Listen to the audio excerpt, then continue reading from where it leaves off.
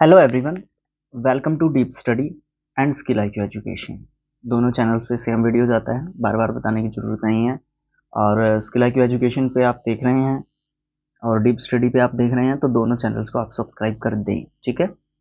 दोनों चैनल्स अपने ही हैं। तो स्टार्ट करते हैं बौद्ध धर्म को और जैन धर्म को। इससे पहले हम जो है पढ़ चुके हैं। वो आपको कैसा लगा, देखा नहीं है तो आप प्लेलिस्ट में जाके देखें, ठीक है। इस बुक को हमने जीके के हिसाब से अपनी तरीके से अपनी तरफ से तो बड़े अच्छे तरीके से चला रखा है, बट आपके जो रिव्यूज, आपके जो कमेंट्स होते हैं वो बताएंगे कि कितना आपको मजा आ रहा है इस चीज में। बात करते हैं बौद्ध धर्म की। तो बौद्ध धर्म और जैन धर्म दोनों एक जैसे से ही धर्म थे, बट बाद में चल के या शुरुआत में इनमें जो है काफी जो है सिमिलैरिटीज थी, कुछ डिससिमिलैरिटीज भी थी। वो आप जो है दोनों को पढ़ लेंगे तो आप अपने तरीके से बनाएंगे तो बहुत अच्छा रहेगा, ठीक है। और बुक का पीडीएफ चाहिए है। हिस्ट्री का पूरी का है, दोनों तीनों प्रकार की जो हिस्ट्री है हमारी, ठीक है। एंशियंट, मिडिवियल और जो हमारी आधुनिक इतिहास है, उन तीनों का जो है आपको पीडीएफ टेलीग्राम ग्रुप पे मिल जाएगा। अब स्टार्ट करते हैं बौद्ध धर्म का। तो बौद्ध धर्म जो है वो स्थापित किया था गौतम बुद्ध ने, और इनको जो है लाइट ऑफ एशिया, यानी कि एशिया की जो ज्योति है, प्रकाश है, वो कहा जाता था गौतम बुद्ध को। उनके जीवन से संबंधित कुछ प्रतीकों की बात करते हैं। सबसे पहले बात करते हैं उनके जन्म का प्रतीक है कमल या फिर सांड। दोनों में से एक नहीं, दोनों ही होते हैं। कोई भी पूछा जा सकता है। मैं ये कहने की कोशिश कर रहा था कि कोई भी पूछा जा सकता है। ए में जो है कमल हो सकता है, बी में सांड हो सकता है, सी में बी और ए और बी दोनों हो सकता है। चारों में से ये तीन ऑप्शंस इस इनके अलावा दे देंगे और ये कह देंगे इनमें से कौन सा है, कौन सा नहीं है। किसी भी तरीके से पूछा जा सकता है। वो हम जब ऑब्जेक्टिव जीके अपनी स्टार्ट करेंगे ना, उस समय पर देखेंगे कैसे करते हैं क्वेश्चंस को चॉइस। ग्रह त्याग जब उन्होंने किया था तो उस समय पर जो है घोड़ा उस समय का प्रतीक माना जाता है। ज्ञान प्राप्ति जब हुई थी उनको पीपल, बोधि वृक्ष, जिसको पीपल का दूसरा नाम बोधि वृक्ष रखा गया है, वो है प्रतीक उनका। निर्वाण प्राप्ति जब उनको हुई थी तो पद चिन्ह जो है प्रतीक माना गया था, और मृत्यु का प्रतीक जो है स्तूप को माना गया था। ये बौद्ध धर्म से या बुद्ध जो थे, महात्मा बुद्ध जो थे, उनसे संबंधित कुछ प्रतीक या चिन्ह थे जो उनसे संबंधित है। फिर बात करते हैं उनके जन्म की। उनका जन्म जो है 563 बीसी या ईसा पूर्व में कपिल वस्तु जो थी उसके लुम्बिनी नामक स्थान पे जो है उनका जन्म हुआ था, ठीक है। उनका जो है लुम्बिनी, और कपिल वस्तु का दूसरा नाम भी था पीपर पीपर हवा। पीपर हवा कपिल वस्तु का दूसरा नाम था, ठीक है। कपिल वस्तु पुराना हो गया है, पीपर हवा भी क्वेश्चन पूछा जा सकता है देके पेपर में। तो लुम्बिनी नाम के स्थान पे उनका जो है जन्म हुआ था। इनके पिताजी का नाम शुद्धोदन था, जो कि शाक्य गण के क्या थे, मुखिया थे। इनकी माता का नाम जो है बताया गया है कि इनकी माता का नाम जो है क्या था। इनकी माता का नाम जो है आप बता दीजिए मुझे क्या था। ये भी हो सकता है ना, आप भी बता सकते हैं। चलो कोई बात नहीं, हम भी बता देंगे और आप भी बता देंगे। इनकी माता का नाम माया देवी था, जो कि सामने ही लिखा हुआ है, ठीक है। क्योंकि हम हाईलाइट कर चुके हैं पहले ही चीज़ों को। चलो छोड़ देते हैं, सिर्फ फैक्ट्स की तरफ ध्यान देते हैं। बातें करने का समय बहुत है हमारे पास, लाइव सेशन रख लेंगे बातें करने के लिए, ठीक है। माया देवी जो है इनकी माता का नाम था, और इनके पिता का नाम शुद्धोदन था, जो कि शाक्य गण के मुखिया थे। और इनकी माता जो है बताया जाता है कि इनका जब जन्म हुआ था ना, उसके 7वें दिन ही जो है उनकी जो है हत्या हो गई थी। और इनकी सौतेली माँ थी जिन्होंने इनका लालन पालन किया था, और उनका नाम क्या था, उनका नाम था प्रजापति गौतमी, यानी कि गौतमी जो है उनका नाम था, जिन्होंने इनका जो है पालन पोषण किया था। इनकी माता के बारे में अगर और बताने की बात की जाए तो वो जो है कौशल राजवंश की जो है लड़की थी, ठीक है। कौशल राजवंश की जो है वो लड़की थी इनकी माता, ठीक है। फिर अगर हम बात करें तो इनकी माता ने, मौसी ने जो है इनका लालन पालन किया था, पालन पोषण किया था। इनके बचपन का नाम सिद्धार्थ था। गौतम बुद्ध का विवाह 16 वर्ष की आयु में कर दिया गया था, और इनकी पत्नी का नाम था यशोधरा, और इनके पुत्र का नाम क्या था, राहुल था। फिर जो है सिद्धार्थ यानी कि गौतम बुद्ध जब कपिल वस्तु की शहर पर निकले थे तो उन्होंने 4 जो है इंसिडेंट्स या 4 जो है बातें देखी थी। एक तो देखा था इन्होंने बहुत वृद्ध एक पर्सन को देखा था, एक वृद्ध व्यक्ति को देखा था इन्होंने। दूसरा एक बीमार व्यक्ति को देखा था। तीसरा एक शव यात्रा जा रही थी, वहां पे एक मृत जो शरीर है उसको देखा था। और एक साधु सन्यासी संत महात्मा को देखा था। ये 4 इंसिडेंट देखे थे उन्होंने जब वो कपिल वस्तु की शहर पर जा रहे थे। तो संसारिक जो समस्याएं हैं उनसे वो बहुत ज़्यादा व्यथित, व्याकुल, परेशान, मानसिक रूप से जो है पीड़ा महसूस कर रहे थे इन चारों इंसिडेंट्स को देखकर, जो हमारे महात्मा बुद्ध है या सिद्धार्थ हैं वो। तो उन्होंने फिर डिसाइड किया 29 वर्ष की आयु में कि वो जो है अपने घर को जो है त्याग देंगे। और ये जो सारा प्रोसेस था, जब वो कपिल वस्तु से निकले और अपने आप को मानसिक रूप से परेशानी में डाल रहे थे या मानसिक रूप से अपने आप को परेशान या व्यथित जो है महसूस कर रहे थे, इस प्रोसेस से लेके और घर से निकलने की प्रोसेस जो थी, उस जो है पूरे प्रोसेस को महाभिनिष्क्रमण कहा जाता है। महाभिनिष्क्रमण, महाभिनिष्क्रमण किस चीज को कहा जाता है? ग्रह त्याग को। और ग्रह त्याग का प्रतीक मैं आपसे पूछना चाहूंगा कमेंट बॉक्स में, ग्रह त्याग का प्रतीक क्या था? ठीक है। और बताया जाता है कि जब इन्होंने ग्रह त्याग किया था तो इनके घोड़े थे, उनका नाम क्या था? उनका नाम था कंथक। इनके घोड़े का नाम क्या था? कंथक था, जब इन्होंने ग्रह त्याग किया था। और इनके सारथी थे। सारथी कौन होता है? जो रथ को चलाता है वो सारथी होता है। उनका नाम क्या था? चन्ना। चन्ना उनका नाम था, ये आदि नय है। ठीक है, चन्ना उन सारथी का नाम था। ग्रह त्याग के बाद सिद्धार्थ यानी कि महात्मा बुद्ध ने वैशाली के आलार कलाम, आलार कलाम एक व्यक्ति का नाम है जिनसे इन्होंने शिक्षा ग्रहण की थी। और किसकी शिक्षा ग्रहण की थी? सांख्य दर्शन की शिक्षा ग्रहण की थी। आलार कलाम जो है सिद्धार्थ के पहले यानी कि प्रथम गुरु थे। सिद्धार्थ यानी कि महात्मा बुद्ध के प्रथम गुरु कौन थे? आलार कलाम थे। ठीक है, आलार कलाम। आलार कलाम से इन्होंने क्या सीखा था? सांख्य दर्शन। ठीक है, ये शिक्षा दीक्षा इन्होंने ली थी। आलार कलाम के बाद जो है सिद्धार्थ के जो है गुरु हुए थे, राजगीर से थे ये, और इनका नाम था रुद्रक्राम पुत्र। रुद्रक्राम पुत्र। इन्होंने इनसे जो है शिक्षा दीक्षा ग्रहण की थी आलार कलाम के बाद। उरुवेला, उरुवेला, उरुवेला में सिद्धार्थ को कौंडिन्य, वप्पा, भादिया, महानामा और अस्सागी नाम के 5 जो है साधक मिले जो इनके साथ थे। ये कहाँ पे मिले थे? उरुवेला में मिले थे। किसको? सिद्धार्थ को, महात्मा बुद्ध को। ठीक है, अभी तक ये सिद्धार्थ ही हैं। महात्मा बुद्ध ये कब कहलाएंगे? जब इनको ज्ञान प्राप्ति हो जाएगी, तभी इनको महात्मा बुद्ध की जो है क्या दी गई थी?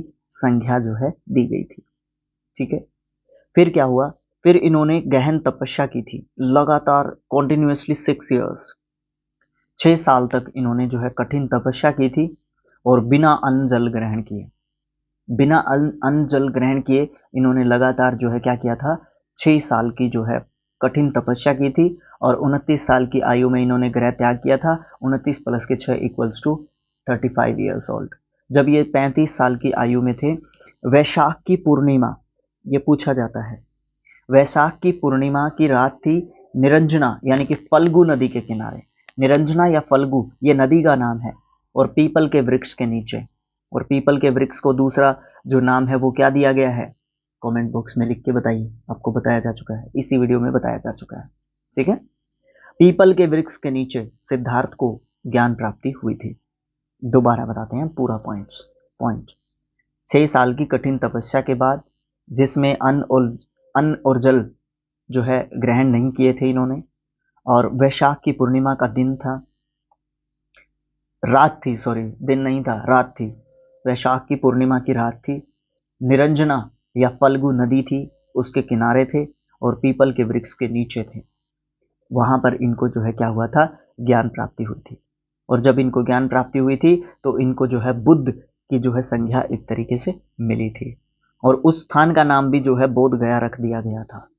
उस स्थान का नाम, जिस स्थान पर इनको जो है ज्ञान की प्राप्ति हुई थी, उस स्थान का जो है नाम क्या रख दिया गया था? बोध गया जो है उस स्थान का नाम रख दिया गया था। बुद्ध ने अपना प्रथम उपदेश जो है कहां पर दिया था?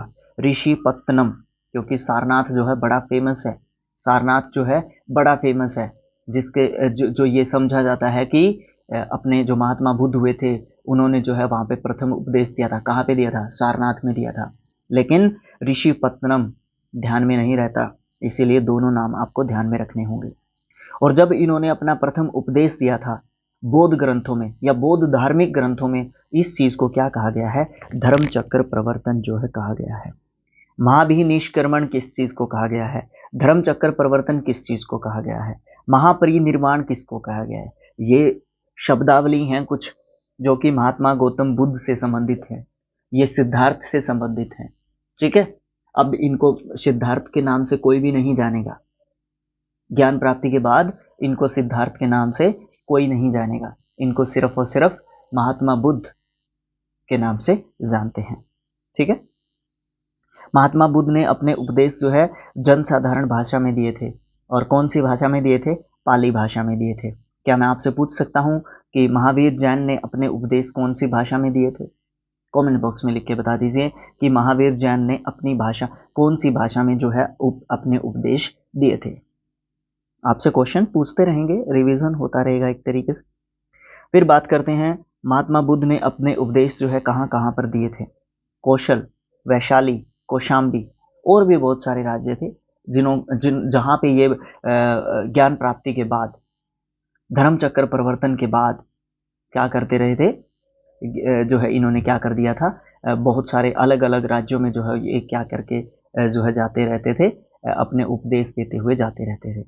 एक और नाम मुझे याद आ रहा है इनका, प्रज्ञावान। प्रज्ञावान या बौद्ध जो है इनका नाम पड़ा था धर्म चक्र प्रवर्तन के बाद, ज्ञान प्राप्ति के बाद। ठीक है, उसके बाद हम बात करते हैं, और अगला पॉइंट क्या है हमारा, लास्ट पॉइंट है इस स्लाइड का। बुद्ध ने अपने सर्वाधिक उपदेश जो है कौशल देश की राजधानी कौन सी थी? श्रावती, उसमें दिए थे। बौद्ध कालीन या बौद्ध धर्म जब प्रचलित था उस समय पर कौशल की राजधानी कौन सी थी? इस तरीके के क्वेश्चंस भी पूछे जाते हैं, और जब हम ऑब्जेक्टिव टाइप की जीके करेंगे ना, उस समय पर आपको पता चलेगा कि किस तरीके से हम जो है चीज़ों को आगे बढ़ा रहे हैं, किस तरीके की चीज़ें, किस तरीके की तैयारी हम लोग कर रहे हैं। ठीक है, अब देखें इनके प्रमुख अनुयायी शासक थे। सबसे पहली बात तो शासक थे जिन्होंने क्या किया था, इन जो बौद्ध धर्म है उसको आगे बढ़ाया था। इसमें बिंबिसार, प्रसेनजीत और उदयन का नाम प्रमुख आता है। इसमें आनंद भी हैं, आनंद नाम के राजा भी हैं। इसमें उपाली नाम के राजा भी हैं। ठीक है, उपाली। इसमें सारीपुत्र भी हैं, इसमें जो है जीवक भी हैं, इसमें अजात शत्रु भी हैं। ठीक है, इसमें घोषाल भी हैं, अशोक भी हैं, देवदत्त भी हैं। ठीक है, और इसमें बिंबिसार जो हैं ये राजा मौर्य साम्राज्य के राजा थे बिंबिसार। इनकी पत्नी थी श्रेमा, श्रेमा जो है इनकी पत्नी का नाम था, वो भी इसमें शामिल है। तो बहुत सारे जो है बड़े बड़े जो राजा महाराजा रानियां, ठीक है, वो जो है इनके जो है अनुयायी एक तरीके से बन गए थे। ठीक है, इनके जो है लगातार भ्रमण चलते रहते थे, अलग अलग राज्यों में अलग अलग जो है ये उपदेश जो है देते रहते थे। फिर बात करते हैं इनकी मृत्यु की। इनकी मृत्यु जो है 80 वर्ष की अवस्था में हुई थी। इनका जन्म जो है 563 में हुआ था, 563 ईसा पूर्व में, और इनकी मृत्यु जो है 483 ईसा पूर्व में हुई थी। इनका जन्म जो है लुम्बिनी में हुआ था, कपिलवस्तु के लुम्बिनी में। ठीक है, और इनकी मृत्यु जो है कहाँ पे हुई थी? कुशीनारा, देवरिया, उत्तर प्रदेश में, जो आजकल पड़ता है। चुंद द्वारा अर्पित भोजन के बाद जो है इनकी मृत्यु हुई थी। चुंद नाम के व्यक्ति ने इनको भोजन दिया था, जिनके कारण इनकी मृत्यु हुई थी। और बौद्ध धर्म में इस प्रक्रिया को, इस इंसिडेंट को, इस घटना को क्या कहा जाता है? महापरिनिर्वाण कहा जाता है। ठीक है, ये तीसरी शब्दावली थी महत्वपूर्ण, जो कि महात्मा बुद्ध से संबंधित थी। और इनकी जब मृत्यु हुई थी तो इनकी मृत्यु थी, उनके अवशेषों को कितने भागों में बांटा गया था? 8 भागों में बांटा गया था। और जब इनके अवशेषों को 8 भागों में बांटा गया था, एक अनुश्रुति, मतलब एक जो है सुनी हुई बात है ये, जो है इनकी मृत्यु जब हुई थी उनके शरीर के अवशेषों को 8 भागों में बांटा गया था, और फिर उन 8 भागों को जो है बांटा गया था, उन 8 भागों की जगह पे 8 जो है स्तूप बनाए गए थे।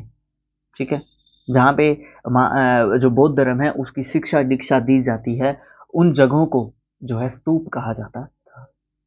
ठीक है, आगे हम बात करते हैं। महात्मा बुद्ध के जन्म और मृत्यु की तिथि को चीनी परंपरा के कैंटोन अभिलेख के आधार पर निश्चित किया गया है। चीनी अभिलेख है, किस अभिलेख के तहत किया गया है? कैंटोन अभिलेख के तहत पर जो है महात्मा बुद्ध की जन्म और मृत्यु की जो तिथि है ना, उसको निश्चित किया गया है। किस अभिलेख के आधार पर किया गया है? कैंटोन। बौद्ध धर्म जो है उसके बारे में हमें बहुत सारे ज्ञान प्राप्त होता है। किस चीज के कारण हमें ज्ञान प्राप्त होता है? त्रिपिटक नाम का एक संग्रह मिलता है हमें, और जो कि पाली भाषा में है। ठीक है, और इसके अंदर 3 अलग अलग जो है चीजें हैं, 3 अलग अलग पार्ट्स हैं इसके, ये कह लीजिए। उन तीनों पार्ट्स को क्या कहा जाता है? पिटक कहा जाता है। पिटक, इसमें विनय पिटक, सूत्र पिटक, अभिदम्भ पिटक, ये 3 पिटक हैं। त्रिपिटक पिटक इनको कहा जाता है, और ये जो है पाली भाषा में लिखे गए हैं। इनका संबंध किससे है? बौद्ध धर्म से है। इसमें जो है बौद्ध धर्म का हमें ज्ञान मिलता है, विशद मतलब विस्तृत ज्ञान मिलता है।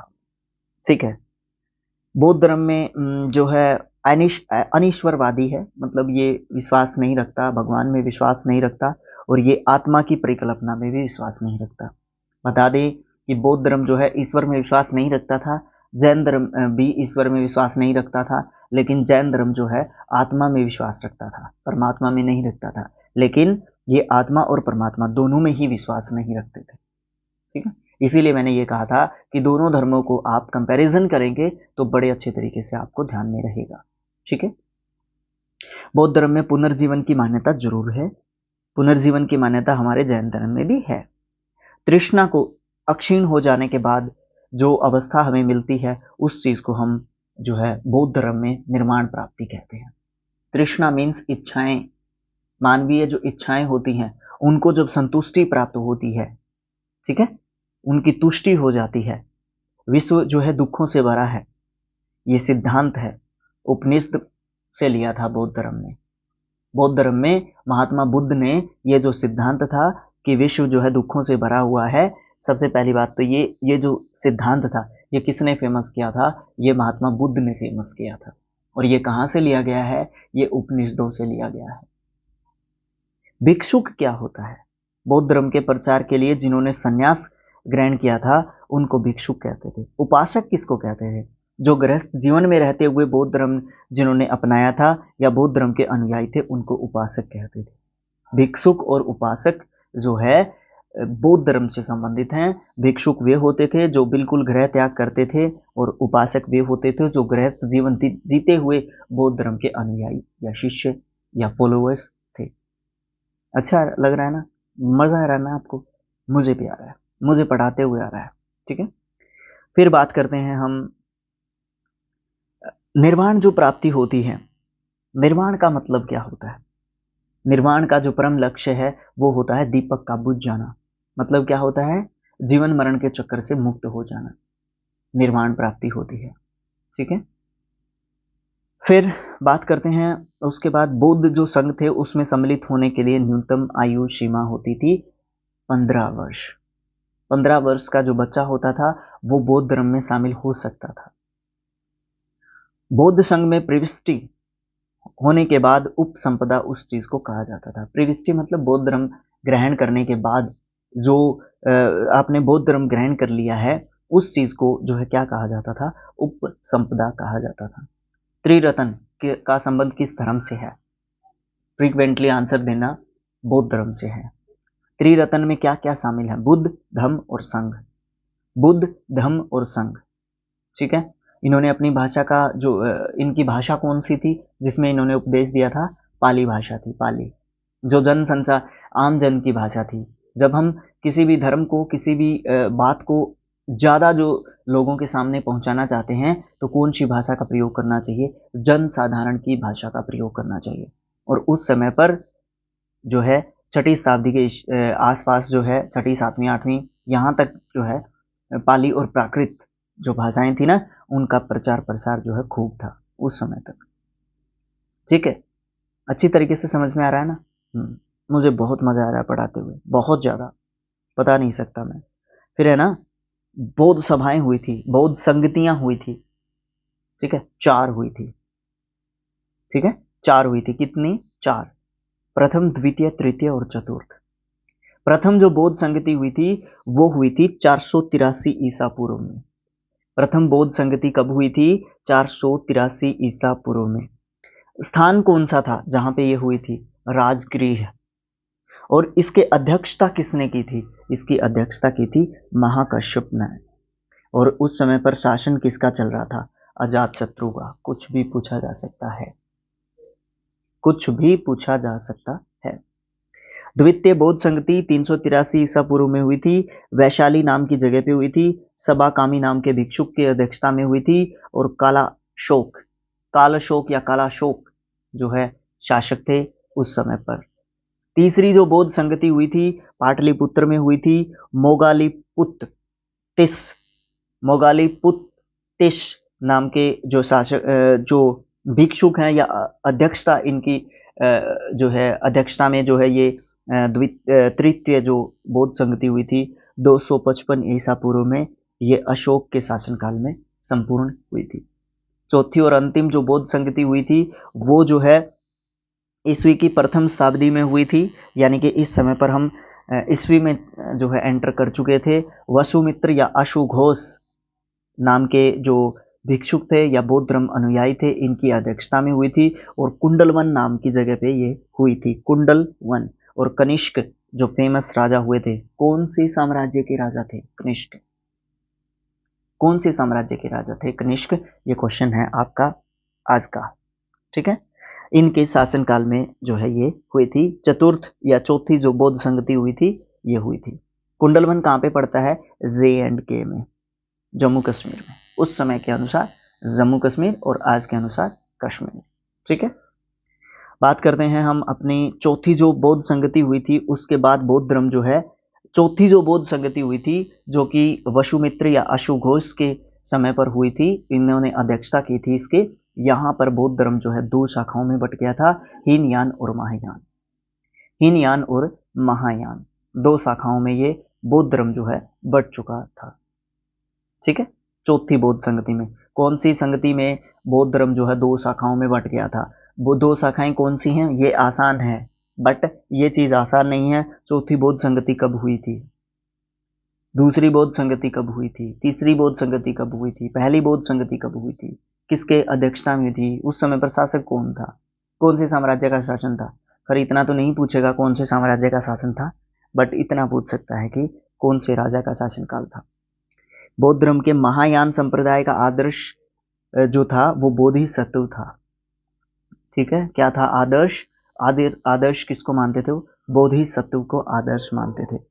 बोधिसत्व जो है दूसरे के कल्याण को प्राथमिकता देते हुए निर्माण में विलंब हो जाना जो प्रोसेस होती है उसको बोधिसत्व कहते हैं। सिंपल और आसान भाषा में आपको बोधिसत्व के बारे में अगर मैं बताना चाहूं कि बोधिसत्व क्या होता था, बोधिसत्व जो है मानते थे कि दूसरे का कल्याण करते करते मर जाओ, अपने प्राण त्याग दो दूसरों की सेवा करते हुए, उस चीज को क्या बोलते थे? बोधिसत्व जो है बोलते थे, ठीक है, ठीक है। ये कौन सी शाखा मानती थी? बोधिसत्व में कौन सी शाखा विश्वास करती थी, या बोधिसत्व जो है किस धर्म से संबंधित है? किसी भी तरीके से क्वेश्चन पूछा जा सकता है। और हीनयान जो है अर्थ पद में विश्वास रखती थी।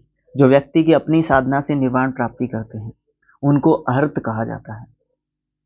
हीनयान जो शाखा थी बौद्ध धर्म की शाखा थी, ये अहर्त पद में विश्वास रखते थे। महायान जो शाखा थी बौद्ध धर्म की शाखा थी, ये जो है बोधिसत्व में विश्वास रखते थे। धार्मिक जुलूस प्रारंभ करने से पहले बौद्ध धर्म के द्वारा प्रारंभ किया गया था धार्मिक जुलूस, और बौद्धों का सबसे पवित्र जो त्योहार था वैशाख पूर्णिमा था। ये क्यों था आपको पता है? वैशाख पूर्णिमा के दिन जो है, वैशाख पूर्णिमा की जो रात थी, निरंजना नदी के किनारे पीपल जो वृक्ष है उसके नीचे, पीपल का मैंने नाम पूछा था आपसे, कमेंट बॉक्स में लिखा कि नहीं लिखा वो आपको मुझे जो है बाद में पता चलेगा जब मैं इस वीडियो को अपलोड कर चुका हूँगा।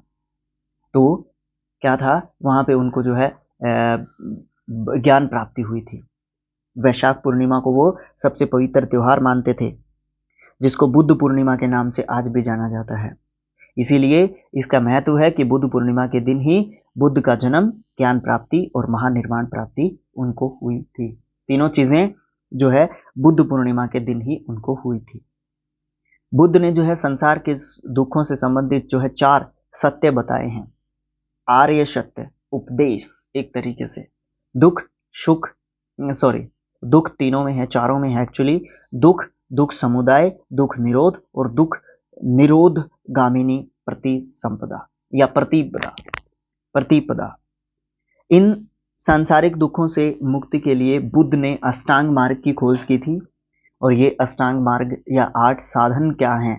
सम्यक दृष्टि, सम्यक संकल्प, सम्यक वाणी, सम्यक कर्मांत, सम्यक आजीव, सम्यक व्यायाम, सम्यक स्मृति और सम्यक समाधि। ये सारी चीजें करते हुए, पहली 7 चीजें करते हुए आप जो है अपने जो प्राण त्याग दो, समाधि तक पहुंच जाओ। ये 8वां जो है इनका उपदेश था। एक तरीके से किस चीज के लिए था ये उपदेश?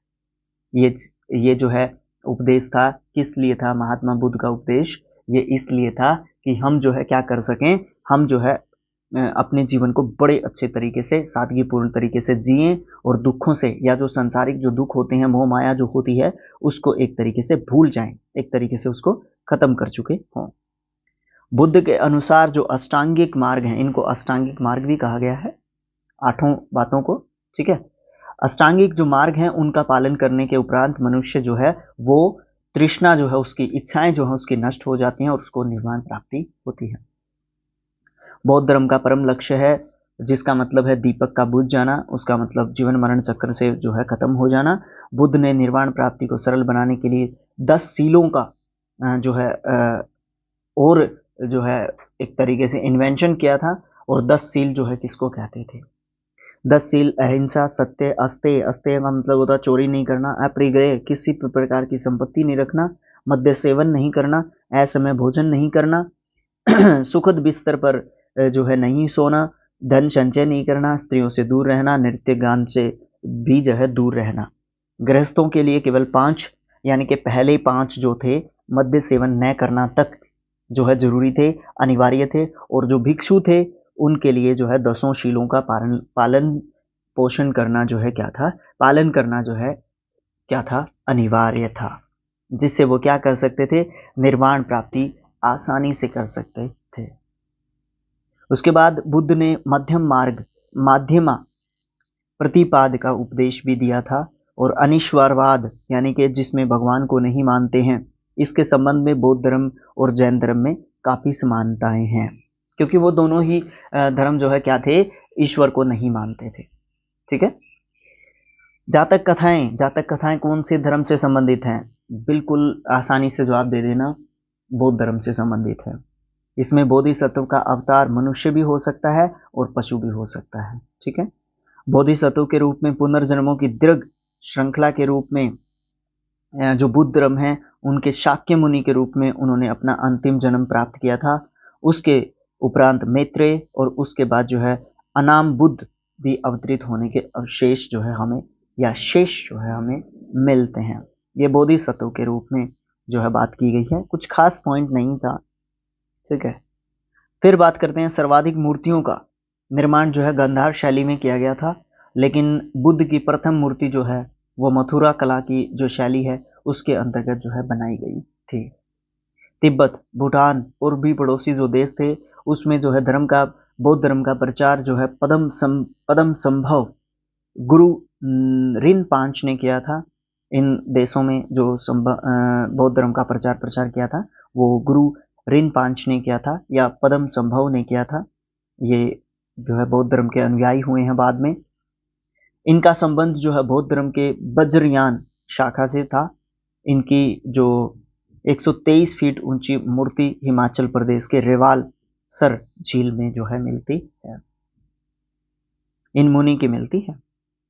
फिर जो है भारत में उपासना की जाने वाली जो प्रथम जो मूर्ति थी वो बुद्ध धर्म की थी। भारत में उपासना की जाने वाली मतलब जो पूजा की जाती है बुद्ध, जो महात्मा बुद्ध हैं उनकी, वो जो है मूर्ति जो है कहाँ पे है या कौन सी जो मूर्ति किसकी थी? बुद्ध की थी, महात्मा बुद्ध की थी, ठीक है। फिर इनसे संबंधित कुछ बौद्ध मठ हैं जिनका नाम है तबो गांव में है, हिमाचल प्रदेश में। नामग्याल, ये धर्मशाला हिमाचल प्रदेश में है।